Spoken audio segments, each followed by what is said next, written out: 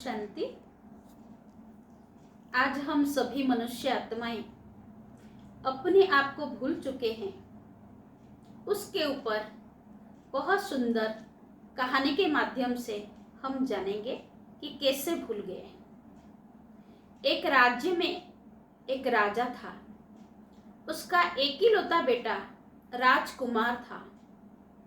एक दिन राजा राजकुमार को लेके सैनिकों के साथ, मंत्री के साथ जंगल में जाता है शिकार करने के लिए। जंगल में एक पेड़ के नीचे राजकुमार को बिठा देता है और शिकार करने लग जाता है। राजा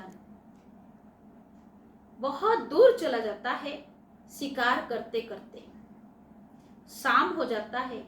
बच्चा इधर इधर देखता है, कोई भी दिखाई नहीं देते हैं।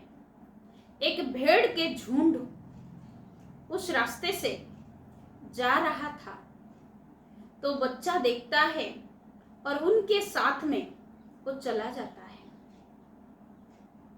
अंधेरे हो जाता है।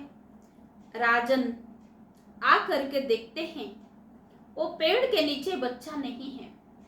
बहुत दुखी होता है कि जंगल में जानवर शायद बच्चा को खा लिया होगा। बहुत दुखी होकर के ढूंढ ढूंढ करके राजकुमार जब नहीं मिलता है, राजा राजमहल में जाता है, पर हर टाइम बच्चा के बारे में, राजकुमार के बारे में सोचता रहता है। उसका कहाँ भी मन नहीं लगता है। बहुत दिन चला जाता है। मंत्री को लगता है अगर राजन ऐसे ही रहेंगे तो दूसरे राज्य वाले आकर के अटैक करेंगे।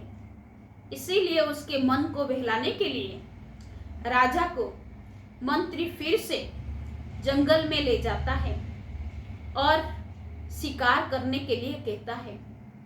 राजा भी शिकार करने में लगते हैं तो भूल जाते हैं अपने आप को और शिकार करते करते बहुत दूर चले जाते हैं।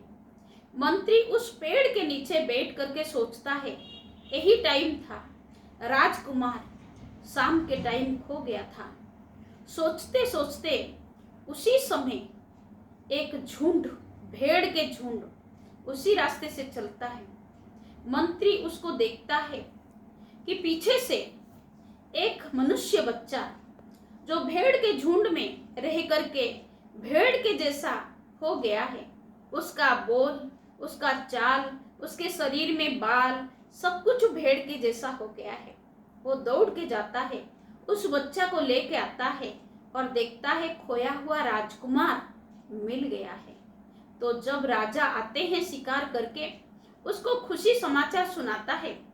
कहता है, राजन बहुत खुशखबरी है कि हमारा खोया हुआ राजकुमार मिल गया है, पर दुख की बात यह है कि भेड़ के झुंड में रह करके वो भेड़ के जैसा ही हो गया है।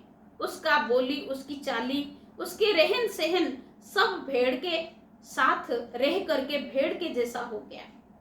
तो राजा और मंत्री उसको राज दरबार में लेके जाते हैं, नहलाते धुलाते, उसको बाल को कटिंग करते हैं और अच्छे कपड़े पहनाते हैं और एक गुरु रखते हैं।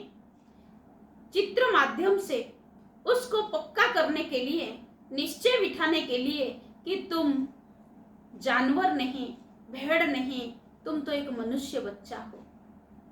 क्योंकि वो बच्चा मैं करता रहता था। तो उस बच्चा को जब गुरु चित्र माध्यम से बहुत दिन तक मेहनत करता है कि तुम जानवर नहीं हो, भेड़ नहीं हो, तुम तो एक राजकुमार हो, मनुष्य बच्चा हो। तो बच्चा को निश्चय होता है कि मैं जानवर नहीं, मैं मानव हूँ। फिर से गुरु उसको शिक्षा देता है, तू साधारण मानव नहीं है, तुम तो एक देश के, राज्य के एक राजकुमार हो। तब उसको बहुत खुशी होती है कि मैं एक राज्य के राजकुमार हूं, तो बहुत खुशी से नाचता है।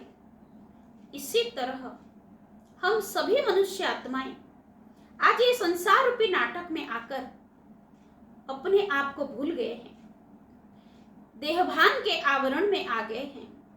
मैं मेरा मेरा करते रह रहे हैं, जिस कारण दुखी अशांत के दलदल में हम फंसते जा रहे हैं। ऐसे समय में स्वयं परमपिता परमात्मा, हम सभी आत्माओं का पिता, वो आकर हम सभी आत्माओं को जागृत कर रहे हैं कि हे आत्माएं, तुम मैं करने वाले मनुष्य नहीं हो। ये शरीर तो नाशवान है, आज नहीं कल जल करके राख हो जाएगा।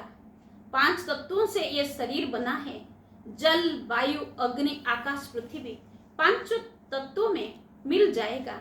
पर आत्मा पंछी उड़ करके आज नहीं कल अपने असली घर में चली जाएगी। तो हम सभी स्वयं को पहचाने कि हम मैं करने वाले नहीं हैं, देह नहीं, हम एक आत्मा है। आत्मिक स्वधर्म में हम टिके, अपने आप को आत्म अनुभूति में सदा रखें, तब जीवन में आंतरिक शांति, आंतरिक खुशी प्राप्त हो सकता है। ओम शांति।